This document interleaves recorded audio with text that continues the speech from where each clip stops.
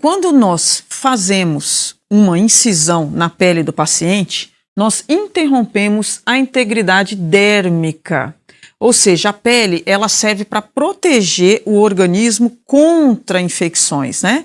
A partir do momento que a gente fez uma incisão, a gente permite o acesso de micro-organismos aos tecidos internos, consequentemente levando à infecção.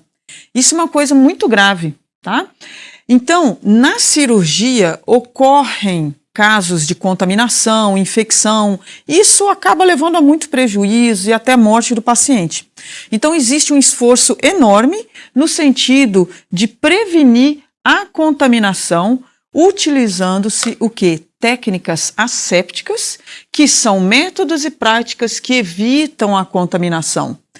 Essa técnica asséptica, ela é empregada no ambiente, no local onde a gente vai fazer a cirurgia, na equipe cirúrgica, né, que eu estou falando, e no equipamento que é utilizado durante a cirurgia. Então, isso é muito importante, tá? Os objetivos, então, dessa aula são o quê? Demonstrar uma das práticas que previne a contaminação exógena do campo operatório. Isso quer dizer o quê? A gente vai demonstrar a técnica de paramentação da equipe cirúrgica, que é a escarificação cirúrgica, a colocação das vestes e a colocação das luvas cirúrgicas. Quem que vai paramentar?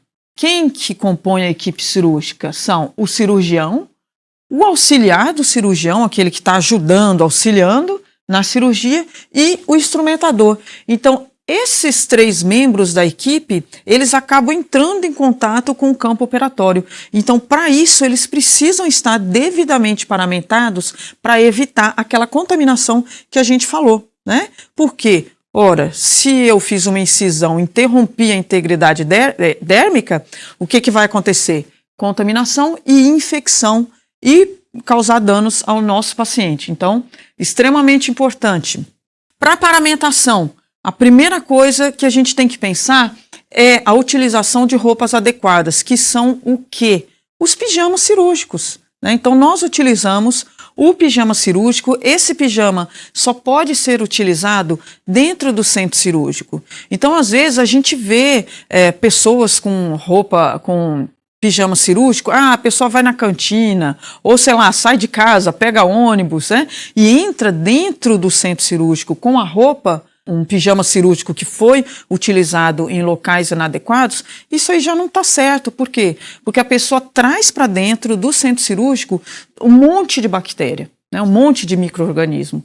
Então a gente evita utilizando o pijama cirúrgico somente dentro da sala de cirurgia. Outra coisa, ó, gorro. A gente precisa utilizar o gorro. Ah, mas o meu cabelo é muito curto, ele não cai. Não, muito pelo contrário. Cabelo curto cai muito, cabelo longo também. É tudo igual. Então, a gente precisa utilizar o gorro para evitar a queda dos fios em campo operatório e até dentro da sala de cirurgia também. Então, a gente tem que manter tudo o máximo limpo. A gente utiliza máscaras. Lembrar que essas máscaras, elas impedem somente a passagem de gotículas maiores. Por quê? Porque ela tem microporos, claro, e ela permite a passagem de bactérias, tá? Então a gente utiliza a máscara e ainda assim mantém um nível de conversação mínimo dentro da sala de cirurgia para evitar a disseminação bacteriana, tá? Utilização de propés, né? Então a gente protege os sapatos, além da gente utilizar um sapato que é só ali dentro do hospital, na área limpa, a gente ainda pode utilizar os propés, tá? E capuzes, naquelas pessoas, né, os homens que têm costeletas e barbas, eles devem utilizar não o gorro, mas é um gorro que tem um prolongamento, um capuz, para cobrir a barba e costeleta. E ainda a gente utiliza os aventais, que são estéreis, que aí sim vão entrar em contato mesmo com o campo operatório, tá? Então a gente tem que utilizar tudo isso e, importantíssimo, gente, a utilização de luvas. Então, avental e luva deve ser extremamente estéril porque vai entrar em contato com o paciente. O que é a escarificação cirúrgica? É o preparo de mãos e antebraços de toda a equipe cirúrgica, né? O que essa escarificação vai promover? Como que ela atua? Ela atua bloqueando o crescimento bacteriano, porque as escarificações, né, as esfregadas que a gente dá com a escova, separam os micro-organismos da pele e o colocam em contato com um agente antimicrobiano. Então nós utilizamos a escova, um agente antimicrobiano, e através da escarificação das escovadas, a gente acaba removendo essas bactérias ali transitórias ou residentes, e essas bactérias entram em contato com o agente antimicrobiano, tá? E promovendo, então, o bloqueio das bactérias, tá? Quais os objetivos, então, da escarificação cirúrgica? Remover toda a sujeira e gordura de mãos e antebraços, reduzir a população bacteriana transitória e a residente também. Por que isso é importante? Ai, gente, quantas vezes eu já escutei aluno falando, poxa, mas eu já estou utilizando luva, então eu não preciso fazer uma escarificação bem feita. Já foi comprovado muitas vezes que as luvas, elas não são eficientes por longo período de tempo. Elas permitem a passagem aí de bactérias de mãos, para quê? Para o paciente. Fora isso, existem alguns procedimentos que promovem a perfuração de luva, ou até às vezes na hora que a gente está fazendo uma cirurgia ortopédica, a luva rasga, tá? Então a gente não pode de jeito nenhum confiar nas luvas. Por isso que a gente faz a escarificação cirúrgica das mãos e antebraços, preparando então a pele para depois calçar as luvas. Na hora que houve, eu senti que perfurou a luva ou a luva rasgou, troca a luva na hora, tá? Mas é extremamente importante então as duas coisas. Para fazer a escarificação, adianta eu com o anel ir lá e fazer a escarificação? Não, não adianta. Porque embaixo do anel eu não estou promovendo a escarificação. Eu não estou deixando o agente entrar em contato, o agente antimicrobiano, entrar em contato com as bactérias. Eu não estou escarificando, removendo as bactérias que estão ali. Então eu preciso remover todas as joias, anéis, tá? Outra coisa, eu tenho que remover brincos, porque vai que na hora da cirurgia o brinco cai no campo operatório, cordão, né? Então a gente remove todas as joias, relógios, aliança. Não, mas eu tenho uma fitinha que eu não posso tirar porque é promessa, tal. Piorou. Você tá com aquela fitinha há séculos, né? Aquela fonte de bactéria o tempo inteiro ali, mas infelizmente para trabalhar com a cirurgia você vai ter que tirar aquilo, tá? E aí, remove joias, unhas sempre aparadas e sem esmalte, né? Por que aparadas? Claro, pode rasgar a luva, pode entrar sangue por baixo, o sangue é meio de cultura para bactéria, a gente sabe disso. E o esmalte, por exemplo, mas se for colorido, confunde com sangue embaixo da luva, tudo bem. Mas não só isso, mas na literatura é citado que se a luva rasga ou não, até pela própria luva, pode passar fragmentos de esmalte que vão entrar em contato com o paciente. Então o melhor, né, não custa nada a gente cortar a unha, manter sem esmalte nenhum, tá? Se você tem lesão aberta, fissuras cutâneas, se você tem alguma ferida na mão, o ideal é não fazer cirurgia, ficar fora, né, porque aquilo ali pode conter bactéria, pode conter micro-organismo que vai ficar exposto e pode contaminar o nosso paciente. Outra coisa, contaminação durante escarificação, reiniciar. Se você está lá escarificando, fazendo a escarificação, e encostei na pia, encostei na torneira, qualquer coisa assim, não se preocupa. É só você começar a escarificação novamente, não tem problema nenhum, né? Mas isso deve ser obedecido para a gente evitar a contaminação. Outra coisa que eu queria falar com vocês é que a luva ela protege não só o paciente contra a contaminação, né?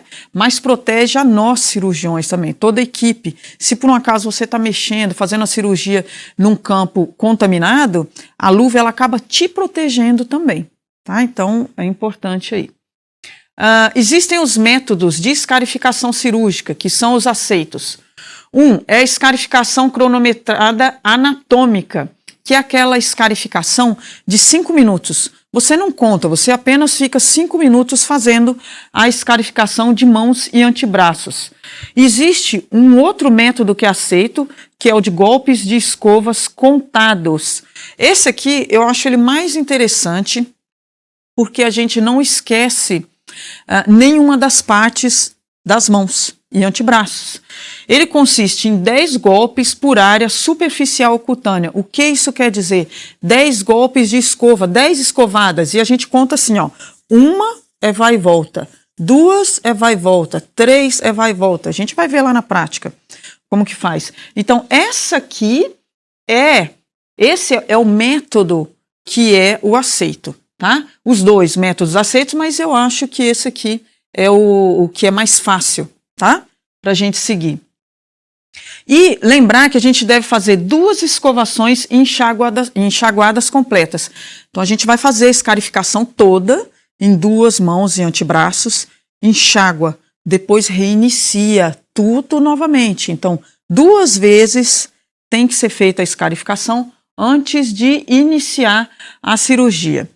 Se você trabalha num centro cirúrgico, no hospital, ou tem uma clínica, né, com uma sala de cirurgia, acredito eu que você não vai fazer uma cirurgia só por dia. Que bom, né? Se isso acontecer, na primeira escarificação do dia, você pode gastar aí de 5 a 7 minutos em todo o procedimento. Já nas cirurgias subsequentes, a gente pode gastar aí, ó, de 2 a 3 minutos. Por exemplo, tem dia que eu fiz 3 cirurgias, 4 cirurgias. A primeira cirurgia, a gente gasta mais tempo, 5 a 7 minutos fazendo escovação. Aí eu acabei todo o procedimento, né? Depois tem um outro animal para fazer a cirurgia. Essa segunda escarificação, ela pode demorar menos. Por quê? Porque a proliferação bacteriana, ela demora um pouco para acontecer, ela não acontece tão rápido. Então, por isso que a segunda escarificação, terceira, quarta, eu posso gastar menos tempo. Então, pessoal, antes de iniciar a escarificação cirúrgica, a gente tem que fazer algumas coisinhas que a gente vai ver na prática. Antes de iniciar a escarificação, é necessário que a gente abra todo o material que a gente vai utilizar para fazer a paramentação. Só que como esse material está estéril, a gente precisa estar devidamente vestido, utilizando os propés, o nosso pijama cirúrgico e o gorro. Só que a gente não pode esquecer também da máscara. É muito comum a gente abrir o material e começar a escarificação sem máscara. Então a gente não pode esquecer, ó. Vou colocar a máscara aqui. Então agora sim eu estou preparada. Gorro, máscara, propé, meu pijama cirúrgico, né? Então eu posso abrir o material. Só que eu posso tocar nesse material? Não, não ainda, porque eu não fiz a antisepsia das minhas mãos e antebraços. Então eu vou abrir esse material sem tocar o conteúdo, ok? Olha lá, eu abro. Por fora eu posso tocar, mas por dentro não. Olha aqui. Abri o material. Não toco ainda. A luva está aqui e agora eu vou abrir a luva. Posso tocar no invólucro interno? Não, porque está estéril, minhas mãos estão sujas. Então eu abro, ou eu jogo essa luva em cima do material,